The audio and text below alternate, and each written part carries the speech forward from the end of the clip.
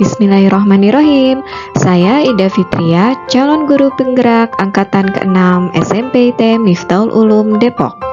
Kali ini saya akan menjelaskan koneksi antar materi, kesimpulan, dan refleksi modul 1.1.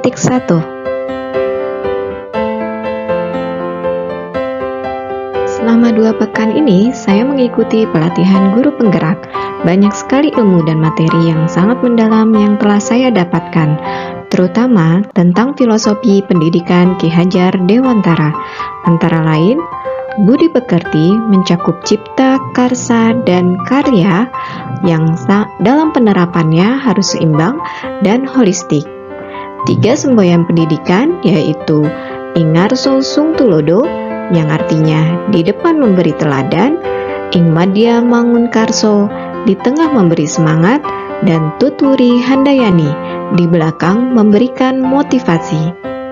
Merdeka belajar, belajar yang menyenangkan, dan materi yang diajarkan adalah materi yang dibutuhkan siswa. Proses menuntun yang artinya pendidik sebagai among yang memberi arahan. Mendidik siswa harus sesuai kodrat alam dan kodrat zaman, dan perlu diingat kodrat anak itu adalah bermain. Pendidikan berpusat pada murid, mendidik dan mengajar harus berorientasi pada siswa.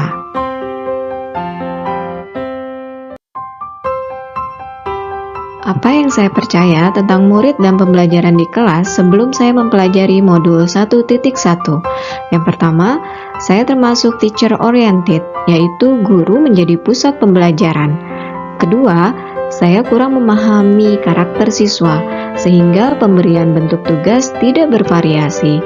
Ketiga, saya terlalu mengejar penuntasan materi ajar, sehingga saya terburu-buru dalam menuntaskannya, meskipun ada beberapa siswa yang belum menguasai materi yang saya ajarkan. Keempat, saya menganggap anak adalah sebagai kertas kosong, sehingga guru bisa menuliskan atau membentuk siswa. Kelima, saya masih mementingkan aspek kognitif atau pengetahuan, jadi belum seragam atau belum seimbang. Keenam, suasana kelas tenang dan sunyi. Jadi, anak-anak yang tenang bagi saya adalah kelas yang terbaik.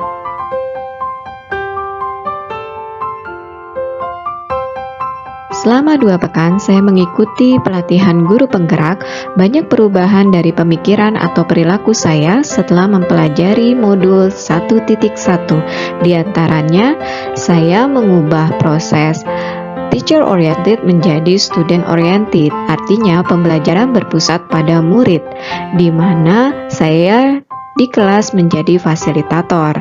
Kemudian pembelajaran dan asesmen berdiferensiasi, artinya saya menerapkan gaya belajar siswa, jadi bentuk penilaian atau asesmen bervariasi.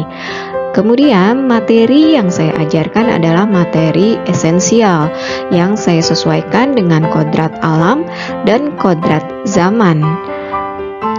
Dan berikutnya, saya tidak lagi menganggap anak itu sebagai kertas kosong, namun anak itu sudah ada di kodratnya masing-masing. Artinya saya hanya perlu menebalkan garis yang bayangan atau garis samar pada anak. Kemudian dalam pembelajaran saya menekankan budi pekerti, yaitu tentang cipta, karsa, dan karya yang semuanya harus seimbang dan holistik dalam penerapannya. Dan yang terakhir, pembelajaran yang berpihak pada murid ini sangat penting. Saya mendesain pembelajaran menjadi lebih menyenangkan dan juga banyak game yang menarik untuk anak-anak. Penerapan yang segera saya laksanakan di kelas yaitu merancang pembelajaran yang aktif dan menyenangkan, kemudian mengajar sesuai budaya kearifan lokal. Dalam hal ini, karena saya berada di Kota Depok dan Provinsi Jawa Barat, maka saya akan mengenalkan budaya kearifan lokalnya, yaitu tentang Sunda. Dan juga karena Depok berdekatan dengan Jakarta, maka saya juga akan mengenalkan budaya Betawi.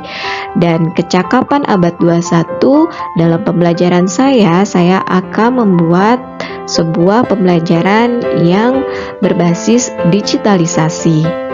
Kemudian saya juga berperan sebagai guru yang menuntun siswa. Jadi guru di sini sebagai among yang mengarahkan siswa. Namun di sini juga perlu ada perhatian khusus karena saya harus memilah informasi-informasi yang beredar di media sosial yang bisa anak-anak terima dan juga yang tidak bisa atau perlu adanya konfirmasi. Dan keempat, pembelajaran dengan melihat bakat dan minat siswa. Jadi, siswa boleh memilih atau mengerjakan asesmen sesuai dengan minat dan bakat mereka.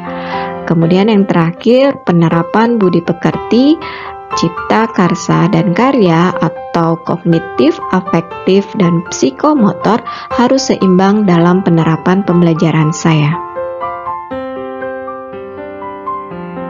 Demikianlah penjelasan dari saya. Terima kasih, semoga bermanfaat. Salam sehat dan semangat.